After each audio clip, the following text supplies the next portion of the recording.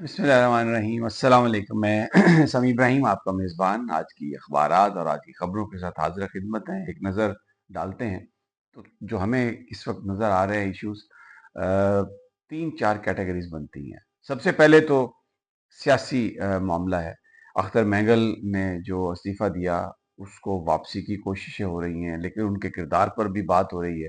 J you I F کے کامران مرتضیٰ نے بھی یہ انتیا دیا ہے کہ ہم بھی شاید باہر نکل سکتے ہیں۔ اچھا، صاحب نے بڑی ایک امپورٹنٹ بات کی ہے کل اپوزیشن کے اجلاس کے بعد، کہ یہ جو نظام ہے 8 فروری والا جو بنایا گیا ہے یہ نہیں چل سکتا، اور یہ دھاندلی اور جو ایک دھونس کے نتیجے میں جو حکومت بنی ہے اس کو تو جانا ہی جانا ہے۔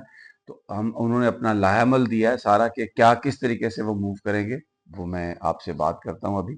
عمران خان صاحب کی کل کی جو گفتگو ہے، بڑی زبردست وہ گفتگو ہے، جس میں انہوں نے عدلیہ کے حوالے سے کہا ہے کہ اب آخری جو امید ہے وہ عدلیہ ہے، اور اس میں تبدیلی کی کوششیں کر رہے ہیں۔ لیکن میں حکمرانوں کو یہ بتاتا ہوں کہ اگر انہوں نے یہ سب کچھ کیا تو اس کے نتائج بہت خطرناک ہوں گے۔ اگر اب حکومتی بینچوں پر ہم نظر ڈالتے ہیں تو اس میں انٹرنلی ان کی جو آوازیں آ رہی ہیں، وزارتوں میں جانا چاہتے ہیں لوگ۔ حنیف عباسی صاحب نے تو باقاعدہ اپنے وزراء کی کل بے عزتی کر دی، خواجہ آصف کی اور اعظم نذیر تارڑ کی، کہ یہ دو ہی بندے ہیں جو باتیں کرتے ہیں۔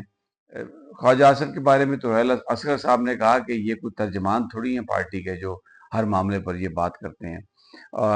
تو ایک بے چینی سی نظر آ رہی ہے، لیکن ایک بڑی انٹرسٹنگ ایک انکوائری کمیٹی نواز شریف صاحب نے قائم کی ہے جاتی عمرہ میں بتاؤں گا کہ وہ کس چیز کی انکوائری کر رہے ہیں، تو آپ کو اندازہ ہوگا کہ آج کل میاں نواز شریف کی مصروفیت کیا ہے، ملک میں کیا ہو رہا ہے، غریب آدمی کیسے مر رہا ہے، اور نواز شریف صاحب کیا کرتے پھر رہے ہیں۔ یہ میں آپ کو بتاتا ہوں اس کا۔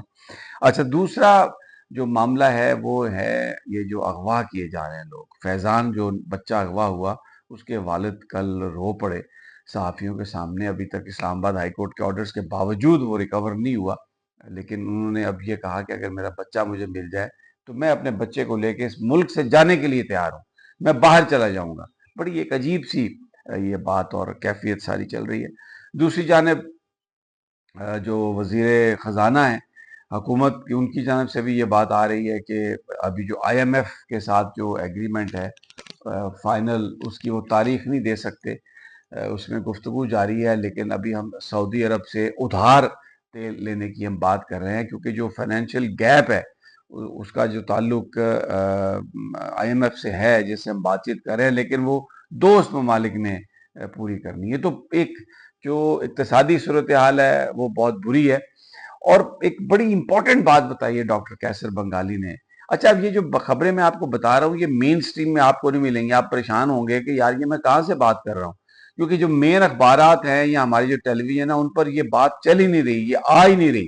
اس میں تو صرف عمران اور جنرل فیض کا نیکسس جوڑنے کی بات ہے، یا پی ٹی آئی کے خلاف پروپیگنڈا ہے، یا وہ اس طرح کی باتیں منظر، یا پھر اکانومی بالکل ٹھیک ہو گئی۔ اگر آپ پاکستانی ٹی وی دیکھیں تو آپ یقین کریں پاکستان میں کوئی بے روزگاری نہیں، پاکستان میں کوئی غربت نہیں ہے، اور پاکستان میں مہنگائی ختم ہو گئی ہے۔ میں ڈھونڈتا رہا مارکیٹ میں جا کے کہ یہ سنگل ڈیجٹ کی کہاں سے بات آ گئی ہے۔ آلپر کا جو ڈبہ تھا 140 روپے کا، اب 350 روپے میں چلا گیا۔ یہ کہہ رہے ہیں جی سنگل ڈیجٹ میں ہم لے آئے ہیں۔ آلو کل 120 روپے کلو تھے۔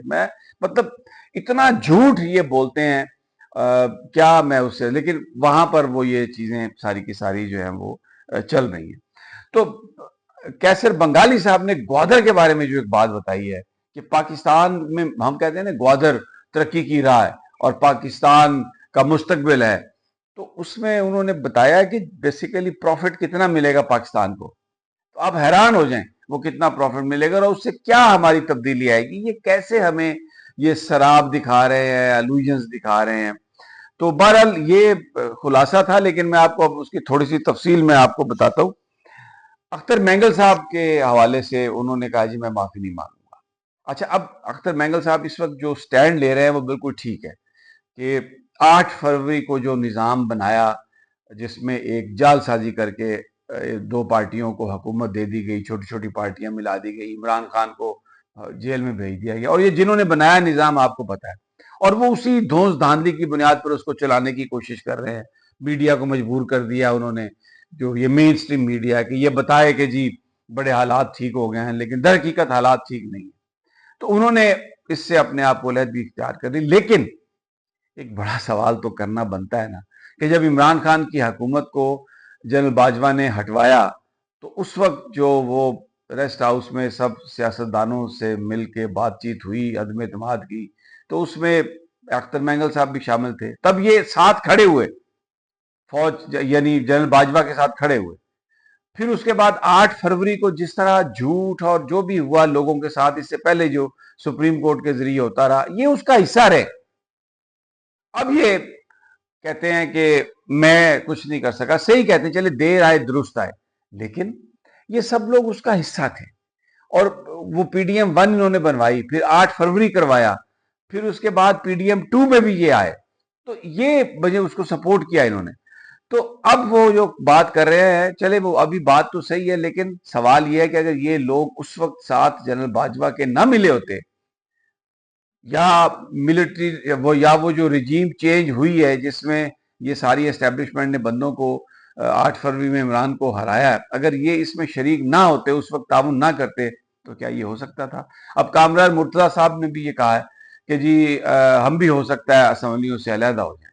लेकिन अचकजई साहब ने जो बात कही है कि सबसे पहले हम ऑल पार्टीज कॉन्फ्रेंस कर रहे हैं, और तब उसमें हुकूमत को भी बुलाएंगे और उनसे कहेंगे कि आप इस निज़ाम को तब्दील कर दें, इलेक्शन में आ जाएं, और ये जो जिसका मैंडेट है उसको उससे छीनना जो है ना, ये धौंस धांधली का निज़ाम नहीं चलेगा। और अगर ये नहीं माने तो फिर हम, हो सकता है कि हर जिला हम जाम कर दें, फिर हम एक तहरीक जो है ना वो चलेगी, क्योंकि ये नहीं चलने देंगे हम निज़ाम, ये तो तय हो चुका कि ये नहीं चलेगा। कोई धौंस करता है, धांधली करता है, ताकत और अपने डंडे के जोर से अगर बनाने चलाने की कोशिश करता है, तो ये तो बिल्कुल नहीं चल सकता। तो रोहिल असगर साहब ने ख्वाजा आसफ पर बड़ी तनकीद की है। हनीफ अब्बासी साहब कह रहे हैं जी कोई बेंचों को देखें, और ये बस 2 ही वजीर हैं जो बयान देते हैं आके, तो बाकी जो हैं मतलब अगर कम है तो और लगाएं, क्योंकि बड़ी उनकी बेचारों की ख्वाहिश है कि वो वजीर बने, लेकिन वजीर वो नहीं बन सके, बड़ा मसला है उनका।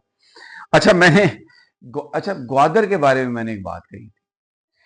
कैसर बंगाली साहब कहते हैं कि ग्वादर में जो पाकिस्तान का मुनाफा है वो सिर्फ 9% है, और 91% शेयर जो ग्वादर का है पोर्ट का सारा, वो उन शेयर उन कंपनियों को जाएगा जो जिनके पास ये ठेका होगा। तो 9% शेयर हमें मिलेगा।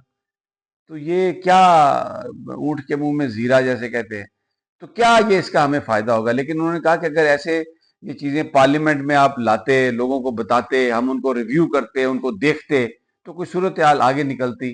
तो ये बड़ी अजीब सी बात कही उन्होंने।